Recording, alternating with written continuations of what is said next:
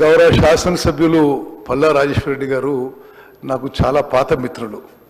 రాజకీయాల్లో రాకముందు నుంచి కూడా నాకు పాత మిత్రులు. కానీ ఈరోజు వారి ప్రసంగంలో చాలా అవాస్తవాలు, అదేవిధంగా ప్రజలని తప్పుదోవ పట్టించే విధంగా మాట్లాడిన విషయాన్ని నేను ఖండిస్తున్నాను.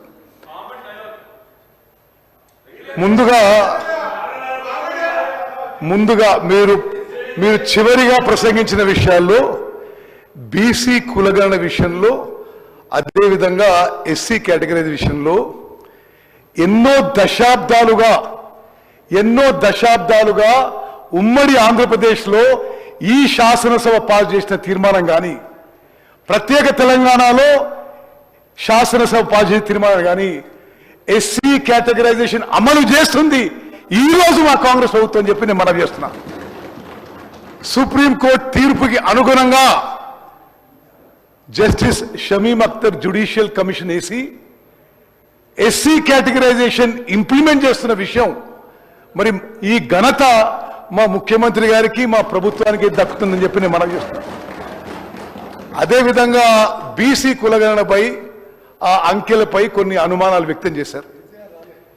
చాలా స్పష్టంగా చెప్తున్నా, నేను ఆ క్యాబినెట్ సబ్ కమిటీ చైర్మన్గా తెలంగాణ చరిత్రలో కానీ, ఉమ్మడి ఆంధ్రప్రదేశ్ చరిత్రలో కానీ ఇంత సైంటిఫిక్గా, లాజికల్గా, రాషనల్గా ఏ కులగణన జరగలేదు అని చెప్పి నేను మనం చేస్తున్నాను.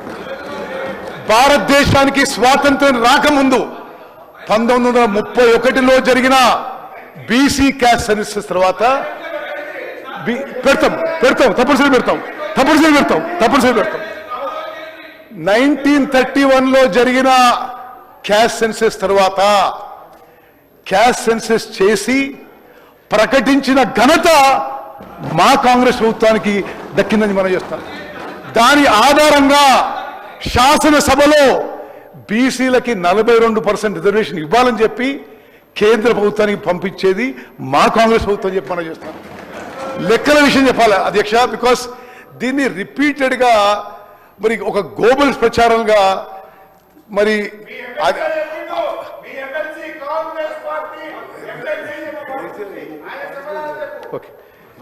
అధ్యక్ష, ఈ బీసీ కులగణనపై ఒక గ్లోబల్స్ ప్రచారం చేస్తూ రిపీటెడ్గా ఒక తప్పుడు అలిగేషన్స్, అవాస్తవాలు ప్రజల్లోకి తీసుకుపోయే ప్రయత్నం చేస్తున్నారు. స్వతంత్ర భారతదేశంలో ఏ రాష్ట్రంలో ఎక్కడ జరగని విధంగా, ఏ కేంద్ర ప్రభుత్వం ఏ రాష్ట్ర ప్రభుత్వం చేయని విధంగా మేము 104,000 మంది ప్రభుత్వ ఉద్యోగస్తులని 50 రోజుల పాటు డెడికేటెడ్గా ఈ పని మీద పెట్టి చాలా సిన్సియర్గా, కమిటెడ్గా ఈ ప్రభుత్వం బీసీ కులగణన, BC caste census, social economic survey చేసిన విషయం తెలంగాణ ప్రజానీకానికి తెలియజేస్తున్నాము. మీరు సమగ్ర కుటుంబ సర్వే చేసి అది శాసనసభలో పెట్టే ధైర్యం లేకుండా మీకు ఏనాడు కూడా ఆ సంఖ్య ఆ అంకెలు మీరు పబ్లిక్ డొమైన్ లో కూడా పెట్టలేదు. With speaker sir, with great responsibility I'm saying, నేను ఆ రోజు శాసనసభ్యుని, ఆ తర్వాత పార్లమెంట్ సభ్యుని, ఏనాడు కూడా మీరు అంటే మీ అంకెల మీదకి నమ్మకం లేదో, లేకపోతే మరి మీకు ఏ అనుమానాలు ఉన్నాయో, లేకపోతే మీరు బీసీలకు వ్యతిరేకమో తెలియదు, కానీ మీరు చేసిన ఎస్కేఎస్ సర్వే ఏనాడు కూడా క్యాబినెట్ లో, శాసనసభలో పెట్టిన విషయం కూడా మనం చేస్తున్నాం. అదేవిధంగా నో, ఇట్స్ ఎ లై, ఇది అబద్ధం, పెట్టలేదు నేనే చూడలేదు. అదేవిధంగా స్పీకర్ సార్ ఇంకో తప్పుడు ప్రచారం, ఎస్కేఎస్ అసలు ఉన్నదని ఎవరు తెలియదు. అయినా సరే ఆ డేటా తీసుకున్నా ఆ రోజుకి వాళ్ళు ఇచ్చిన అంకెలకి, మేమిచ్చిన అంకెలకి బీసీల సంఖ్య 6% పెరిగిందని చెప్పి నేను మనం చేస్తాను. అదేవిధంగా మీరు చేస్తున్న తప్పుడు ప్రచారం ఖండిస్తూ ఓసీల సంఖ్య పర్సెంటేజ్ వైజ్ 6% తగ్గిందని చెప్పి కూడా మనం చేస్తున్నాం. 1,04,000 మంది ప్రభుత్వ ఉద్యోగులు చాలా సీరియస్గా తీసుకొని మరి బట్టి విక్రమార్ గారి డిపార్ట్మెంట్ ప్లానింగ్ డిపార్ట్మెంట్ కింద 50 రోజులు డెడికేటెడ్గా 160 కోట్లు ఖర్చు పెట్టి ఈ భారతదేశంలో ఇంత అద్భుతంగా సోషియో ఎకనామిక్ సర్వే మరే ప్రభుత్వం చేయలేని చెప్పి కూడా నేను మనం చేస్తున్నాను. అదేవిధంగా ఇది చాలా దురదృష్టకరం. ప్రతిపక్ష పార్టీలో ఉన్న పెద్ద మనుషులు మరి అది వాళ్ళు ఎందుకు చేయలేదో కానీ మీరు కూడా సోషియో ఎకనామిక్ సర్వేలో పార్టిసిపేట్ కాలేదు. మీరు విమర్శించిన సోషియో ఎకనామిక్ సర్వేలో మీరెందుకు పార్టిసిపేట్ కాలేదు? అదేవిధంగా మేము ఎంత ట్రాన్స్పరెంట్గా ఉన్నామంటే అయిపోయిన తర్వాత ఎంత జవాబుదారీతనంగా ఉన్నామంటే ఎంత అకౌంటబుల్ ఉన్నామంటే అయిపోయిన తర్వాత ఇంకెవరన్నా మిగిలిపోయిందని మీకు భావన ఉంటే మళ్ళీ నమోదు చేసుకోండి అని కూడా టైం ఇవ్వడం జరిగింది. దయచేసి మీరు విమర్శ కోసం విమర్శ కాదు. ఈ 2 విషయాల్లో రాహుల్ గాంధీ గారి నాయకత్వంలో కాంగ్రెస్ పార్టీ సామాజిక న్యాయానికి కట్టుబడి ఉంది. ఎస్సీ వర్గీకరణ మాహ్యంలో చేసినాం, బీసీ కులగణన మాహ్యంలో చేసిందని చెప్పి మీకు మనవి చేస్తూ, అదేవిధంగా రాజేశ్వర రెడ్డి గారు కృష్ణా నదీ జలాలపై మాట్లాడారు. అధ్యక్ష, నా శాఖ కాబట్టి నేను చెప్తున్నా. అదేవిధంగా కృష్ణా నదీ జలాల్లో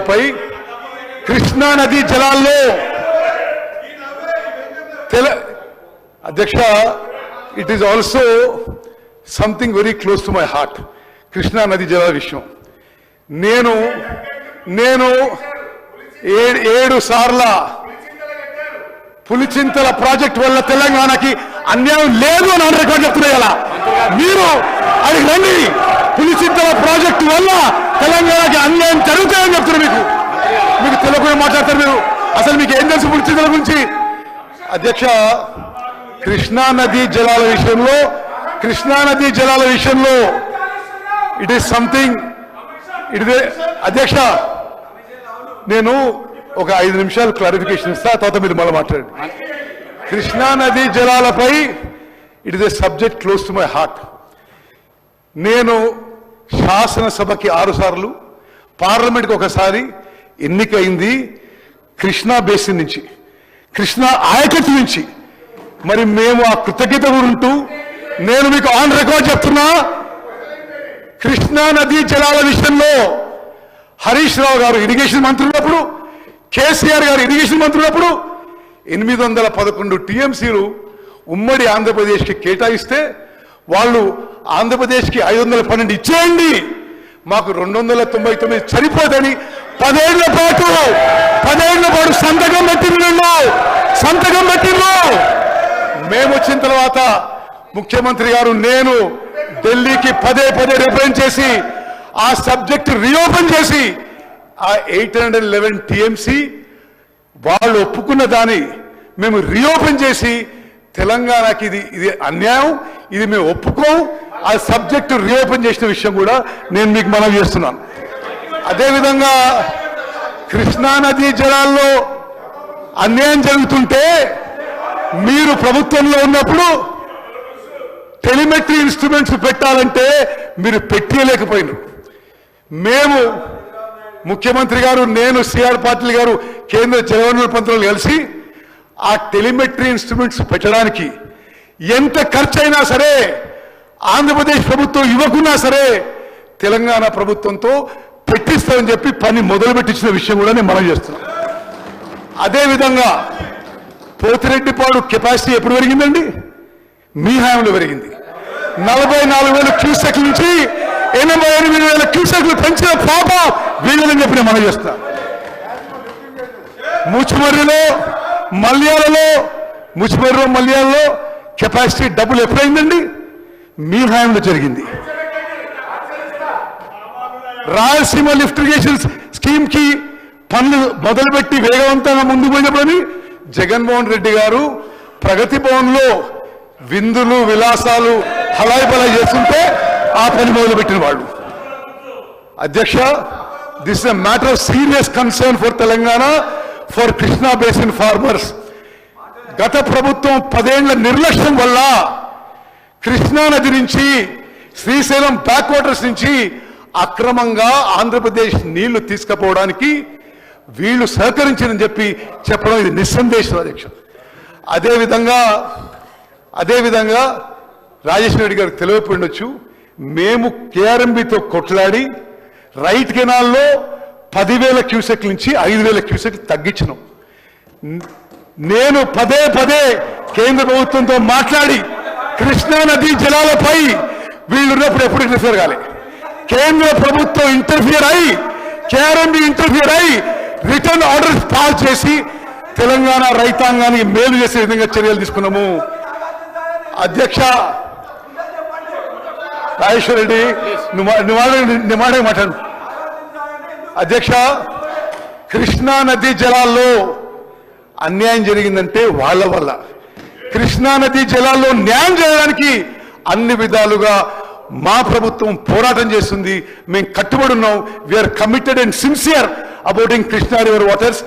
నాగార్జున సాగర్ ఆయకట్టు కింద అక్కడక్కడ కొంత క్రాప్ డిస్ట్రెస్ జరిగితే అది మీ పాపాల వల్ల.